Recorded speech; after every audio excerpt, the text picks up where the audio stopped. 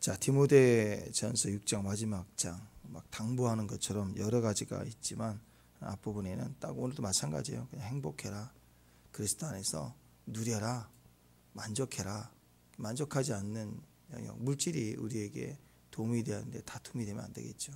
또 경건의 이익을 막 따지면 경건은 우리 안에 우리를 만족하게 하는데 경건을 가장한 이익을 추구하면 경건을 하면서 교회 안에서 싸우게 되지 않습니까?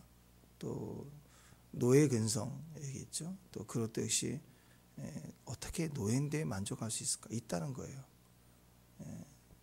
또 감옥에 갇혔는데 만족할 수 있다는 거죠. 오리를 가라, 심리를 가라. 거기서 그걸 내가 선택한 주권을 가질 때 우리는 만족할 수 있다. 그래서 만족하라라는 기준을 가지는데, 그럼 어떻게 해야 되느냐? 이제 믿음의 선한 싸움을 싸우라는 거예요. 이 마지막 6장 후반부는 이 부딪히는데요, 감옥인데요, 돈 문제도 다투고 있는데요, 또 경건의 이익을 주장하는 사람들과 현장에서 막 우리가 부딪히고 있는데요, 이단의 도전이 있는데요, 어떻게 해야 되느냐? 믿음의 선한 싸움을 싸워라. 이건 싸워야 될 문제예요. 자, 1장에서 말씀에 충성된 삶을 살아라.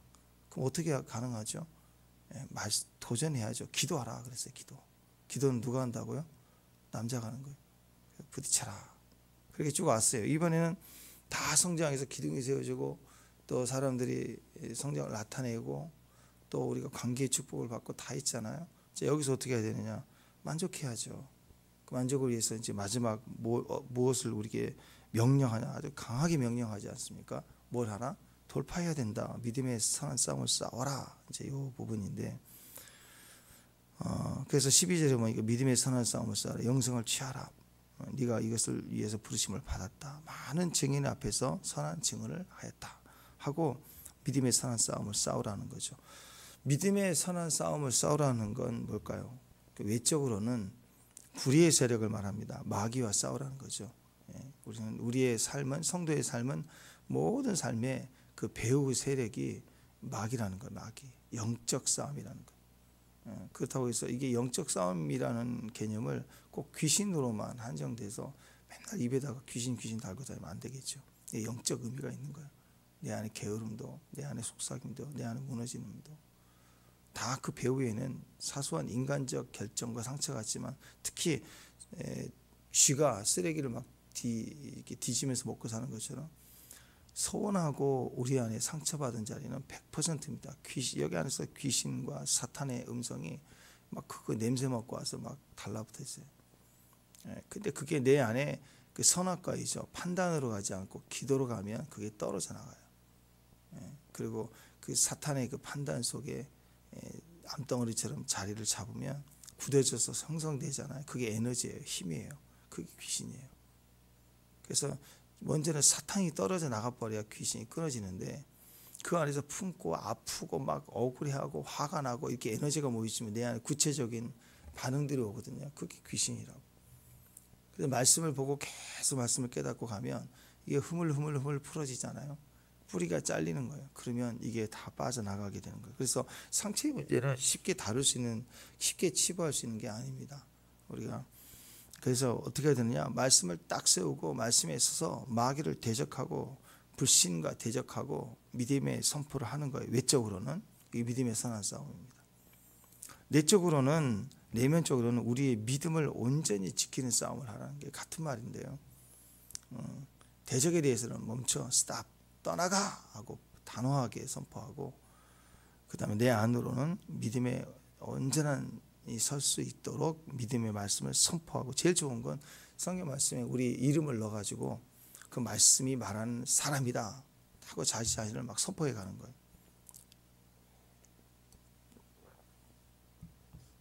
자, 이것을 통해서 알 수 있는 것은 우리는 싸움을 위해서 부르심을 입었다라는 거예요. 여러분, 우리는 성도의 삶은 치열한 영적 전쟁터에 거하는 전투의 의미가 있습니다.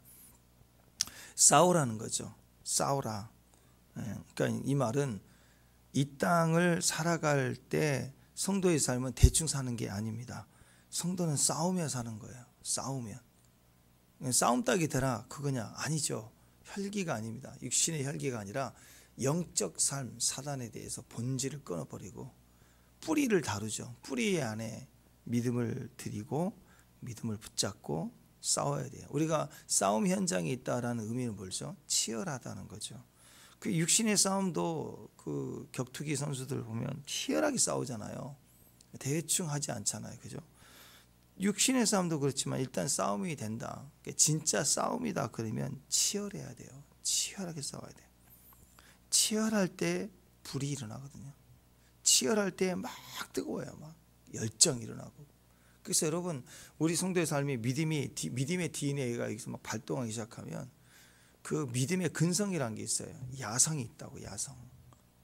여러분 그 호랑이나 뭐 늑대 뭐 그런 얘기 하잖아요. 늑대도 뭐 4개월 이내에 된 늑대를 데리고 와야 길들여지지. 늑대가 길들여지지 않는데요. 그래서 야생의 늑대를 뭐 4개월이나 뭐 5개월, 6개월 전이나 비슷해 보이지만 그 산악지대에 사는 인디언들이 전통적으로 그런 얘기.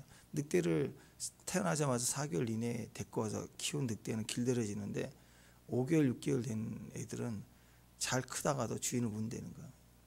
그 야성이 있어서 나가버린데 좀 지나면 부르면 친구들이 부르면 따라가는데 이 야생은 길들여지지 않아요. 호랑이도 그렇고 웬만해서는 자랑하다가도 어렁해서 그냥 잡아먹어요. 러시아에 왜 보통 그런 보도를 하잖아.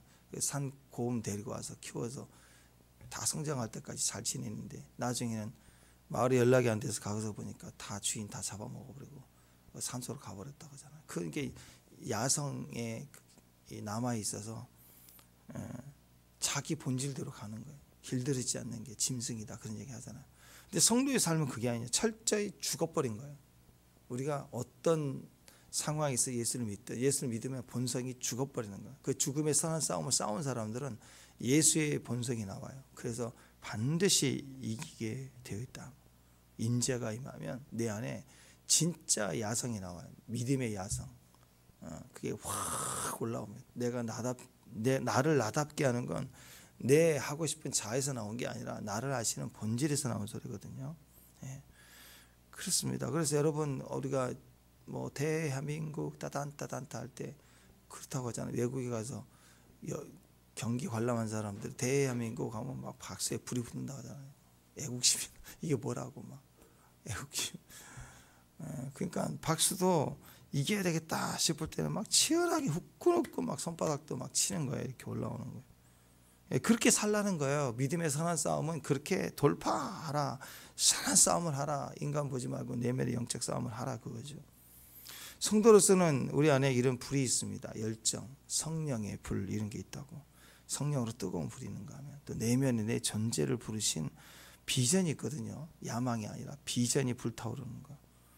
대충 미지근하게 그렇게 신앙생활 하는 게 아니라는 거죠.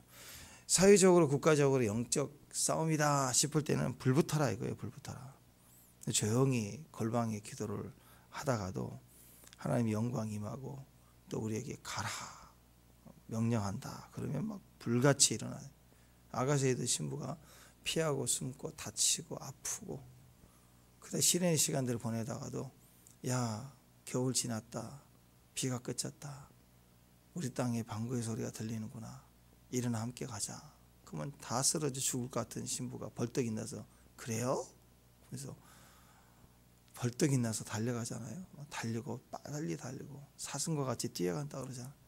신부는 그런 거예요. 주님 나 죽어서 도저히 할 수 없다. 그런데 주님이 딱 임재하시면 벌떡 일어나서 주님과 같이 달려가는 거예요. 자, 그래서 우리가 이 싸움을 잘 하려면 어떻게 해야 되는가? 이게 오늘 내용이거든요. 잘 싸우려면 기술이 필요합니다. 기준이 필요해요. 우리 아마추어는 등치나 힘으로 이기지만요. 이제 프로 선수로 가면 전략으로 이겨요. 똑같은 실력인데 전략을 잘 짜면 이깁니다. 상대를 이길 수 있어요. 또는 실력은 좀 떨어진 격투기 선수도 전략이 맞아 떨어지면 이겨요. 그래서 신기하죠. 이 프로 선수를 이김의 차이가 간만의 차이거든요. 그래서 그 상대 선수를 연구하고 그 상대 선수의 약점을 잡아내서 훈련하도록 몸이 익혀서 자동 반사가 되도록 그거 시합 앞두고 3개월, 4개월 동안 집중적으로 그것만 하는 거예요. 이게 탁 보면 반사신경으로 치는 것만 해. 그 상대를 위한 전략만 쌓는 거예요. 그것만 주구장창 하는 거예요. 그게 맞아 떨어지면 이겨버립니다. 다 챔피언도 하나도 힘 못 쓰고 당해요. 그러니까 그 싸움이에요. 그 기준을 가지고 전략을 싸우고 초반에 체력을 뺄 거냐 어떻게 할 거냐 그걸 치열하게 맞으면서도 해낸 선수는 2라운드부터 이기는 거예요. 그런 것들이 이제 전략인데 우리도 마찬가지예요. 잘 싸우려면 전략이 필요해요. 여러분 돈도 그렇다고 하잖아요. 돈도 나는 얼마 재산이 있어, 나는 뭐 집이 한 채 있어, 나는 빌딩이 2개야 이렇게 하지만 돈이 이제 어느 정도 많아지면 숫자의 개념이래요. 쉬지도 않고 그냥 굴러가는 거예요. 그냥 먹고 싶으면 먹고 사고 싶으면 그 선을 이제 부자라고 얘기를 한다고 하는데, 그러니까 우리가 생각할 때 야 저 사람은 1조야, 저 사람은 2조야, 막 대단하다. 일론 머스크는 막 몇천조야, 뭐 그럼 대단하다 그럴 수 있잖아요. 근데 그 사람들 개념은 돈을 세겠어요? 천조를 세겠냐고요. 숫자의 개념이고 의미 없어요. 부자는 그런 개념이에요. 전쟁도 뭐 우리 아군은 10명인데 저쪽은 100명이네. 그럼 와 이거 어떻게 하냐 이렇게 생각할 수 있잖아요. 근데 사람 단위가 10만 명이고 저쪽은 40만 명이고 그러면 10만 명과 40만 명 굉장히 많잖아요. 근데 10만 명이 우리도 많고 저도 많고 이렇게 느껴져요. 그러니까 그때는 전략이 필요한 거예요. 전략이면 10만 가지고 20만 이길 수 있어요. 전략 가지고 몰아넣고 숨어서 보니까 전략이 엄청 중요한 거예요. 전략, 싸움의 기술. 우리도 마찬가지입니다. 믿음의 선한 싸움을 하려면 기술이 필요하고 기준이 필요해요. 그 기준을 따르면 이겨요. 숫자일 뿐이에요. 그래서 오늘 이 6가지 따름이 나와요. 바르게 따르라. 바른, 잘못된 게 아니라 바르게 따름, 바르게 따르는 게 나와요. 11절 읽어보십시다. 11절 시작. 하나님의 사람아 이것들 피하고. 네, 여기 보니까 6가지가 나와요. 의, 경건, 믿음, 사랑, 인내, 온유. 이 6가지의 바른 따름. 이것을 가지고 싸우는 거예요. 대적하고 내면에 믿음을 세우고 악한 영과 싸울 때 막 혈기 막 부리고 피켓 들고 정치하고 그런 거 아니잖아요. 그죠? 이런 6가지의 바른 따름이 있을 때 우리가 주님을 뜨겁게 따를 수 있고 믿음의 선한 싸움을 싸울 수 있다. 그래서 말씀이라는 하나님의 기준, 그런 내용, 이 6가지 기준 내용을 가지고 싸우라 이걸 보여주고 있습니다. 그러니까 명확하게 기준이 우리 안에 딱 서 있어야 됩니다. 싸우는 원칙이 필요합니다. 우리가 생각할 때는 지금도 국가 제도나 체제나 시스템이 좋아져야 경제도 작고 물가도 안정되고 국방에 대해서 좋아질 거라고 생각합니다. 이번에 트럼프 되고 난 이후로 우리나라 막 난리잖아요. 막 주변 중국도 그렇고 다 막 전략 세운이라고 난립니다. 우리도 그래서 얘기해. 정치적으로 바꾸자, 지키자. 이거 현 대통령 미쳤다, 잘못했다, 끌어내리자. 막 들고 일어나는 이유가 뭐예요? 체제 바꾸자는 거예요. 이거 시스템 바꿔야 된다. 안 그러면 큰일 난다. 그래서 시스템 바꾸자고 막 개헌해야 된다. 대통령 끌어내려야 된다. 대통령 제도 바꾸자. 내각제로 하자. 제도 바꿔야 된다. 이 나라 산다. 정권 바꿔야 된다. 맨날 이런 얘기잖아요. 그럼 바뀌면 또 그래요. 또 반대에서 일어나라. 또 바꿔라. 바꿔라.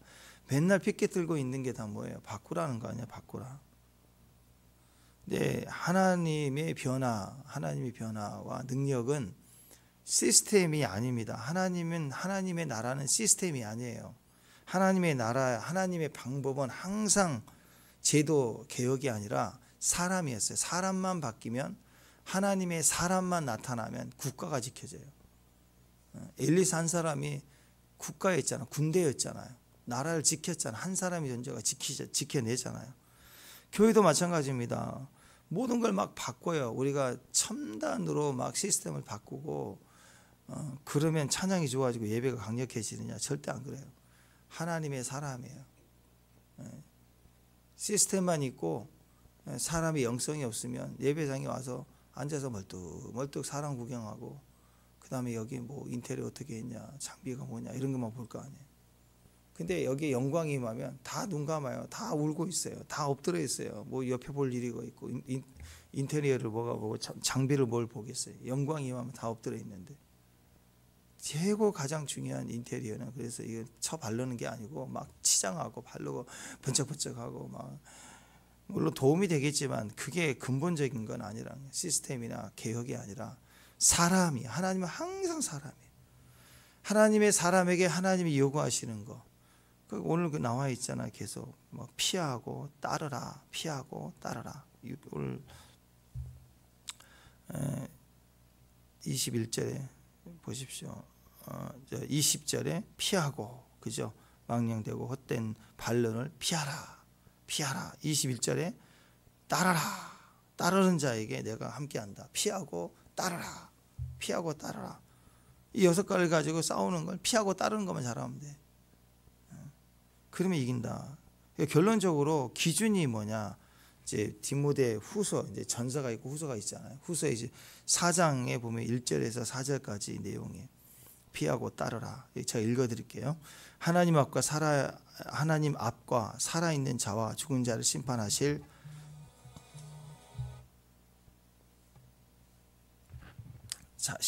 그리스도 예수 앞에서 그가 나타나실 것과 그의 나라를 두고 엄히 명하노니, 너는 하나님의 말씀을 전파하나 때를 얻든지 못 얻든지 항상 힘쓰라.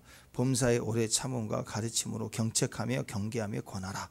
때가 이르리니 사람이 바른 교훈을 받지 아니하며 귀가 가리워서 자기의 사욕을 따를 스승을 많이 두고 그 귀를 진리에서 돌이켜 허탄한 이야기를 따르리라. 피하고 따르라. 이 기준은 말씀뿐이에요. 말씀밖에 없다라는. 말씀을 가지고 말씀을 따르라. 그래서 너는 말씀을 전파하라. 때를 얻든지 못 얻든지 항상 힘쓰라. 왜냐? 피하고 따르는 원칙이니까 항상 말씀을 기준을 가지고 힘쓰라는 거죠. 그래서 범사의 오래 참음과 가르침으로 경책하며 경계하며 권하라. 무엇을요? 절대적 기준이라는 거예요. 절대적 기준.